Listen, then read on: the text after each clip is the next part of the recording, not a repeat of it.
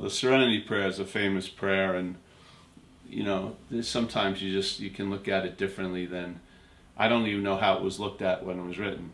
I would think a lot of things like that prayer that are sort of living are given breath by the person who's reading it or saying it. Yeah, more so than the prayer has a defined meaning. So the prayer goes like this. It's just a small segment we usually use, which is, God grant us. I do a we version of it.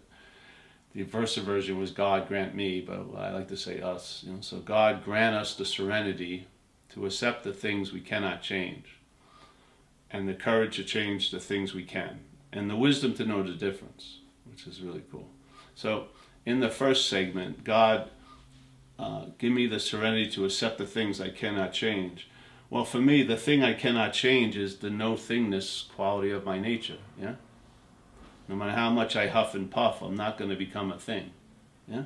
So to grant me the serenity to accept the things I cannot change, well, that's I cannot change. And when that is accepted, there is a serenity that rises, and the ability to enjoy peace of mind and peace become available. And then by that, you realize it's in the non-acceptance of that fact that all the irritability and restlessness seems to be motivated and generated. Yeah. See, you always tend to really know the problem by the solution. You do. So when acceptance of your true nature, or God grant us the serenity to accept the things we cannot change, when the thing we cannot change is no thing, yeah, in a sense.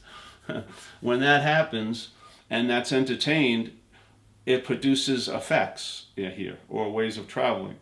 And through that effect, you realize what was the cause of the opposite effects having such a stabilized condition in your life, yeah?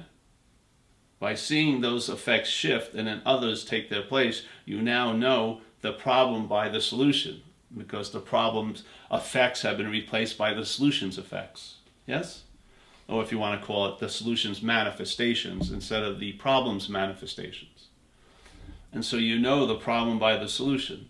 Now, while you're in the problem, you can hear about the solution and you can have an understanding about the solution, but I much rather hear about the problem and the understanding of the problem and the invitation that that problem offers, which is I'm not that.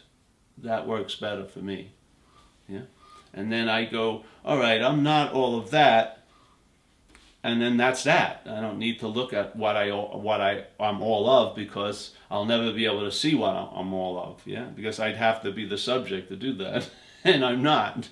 I'm just a facilitator of expression. So the expression can't become something other than an expression and see what's happening. Yeah, it's the seeing. That's what I am. So, and then it says, okay, and give me the courage to change the things I can. Well, a lot of things can be changed because they're things. And in fact, you don't need to change them much. They're going to change anyway. What comes is going to go, and everything goes through conditional expression, and then it erodes and departs or increases and explodes, implosion, explosion, generation, erosion. It's just the way things do here. Yeah. So the courage to change the things I can, well, that's more about finding out, yeah? You'll find out what you can change and what needs to be changed through being in that state of I don't know. And when you are, or when you tell the truth about what you're not, you're in that stage of I don't know, because that is where you're at. You cannot know what you are, yeah? The only way that a form of knowledge about what you are is progressed is by I don't know. Yeah. In staying in the I don't know, you find out. Now that's a different form of knowledge than knowing to me. Finding out is a much more thorough way of knowing, and it can produce states of being convinced, and it can produce a state of surrendered instead of surrendering, and then unsurrendering and then surrendering, but surrendered. It can produce states, that form of knowledge. Self-knowledge only keeps producing opposites, yeah? So I'm thoroughly convinced and I'm not convinced. I really knew this weekend when I was away at the retreat. Now I don't know again, yeah? I was really remembering this week at prayer, and now I forgot at work. Yeah, that's all it produces. It's this binary bing bang bing bang. But this form of knowledge from I don't know produces stabilization. Yeah, that infuses your attitude and outlook here, and has an overall. It's more atmospheric than particulars. Yeah. It affects how you travel, not what you do or what you don't do, but how you travel. So, and then it says, and the wisdom to know the difference, because it's really important to know the difference between what can be changed and what can't, and what goes through changes and what can't. The nature of no-thingness does not go through changes, yeah? It does not go through changes. And therefore, no matter how much you try to make it something, it stays nothing, yeah? So the wisdom to know the difference is a very, very, I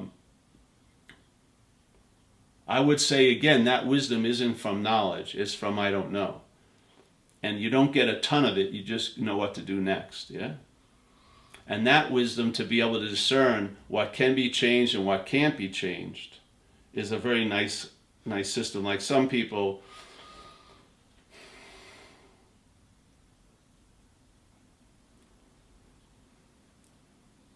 they think they can change, let's say, a mental condition like alcoholism by entertaining a philosophy called non-duality. Yeah? And they stubbornly believe that's so, but it's not actually happening. To have the wisdom of the know the difference between one level of appearance and another level of non-appearance, and then to believe that as an appearance you can take some information about non-appearance to give an advantage to the appearance, is to wisdom to know the difference of that is really cool. Because a lot of people have level confusion in a way here.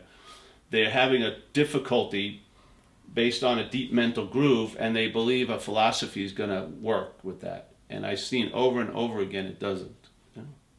It's like if your house is on fire, get a pail of water. Don't talk about the irrelevance of houses, you know, because they're truly not, they're just appearances. If you're having a deep experience that your arm is burning, you better get some water. Yeah? I hope that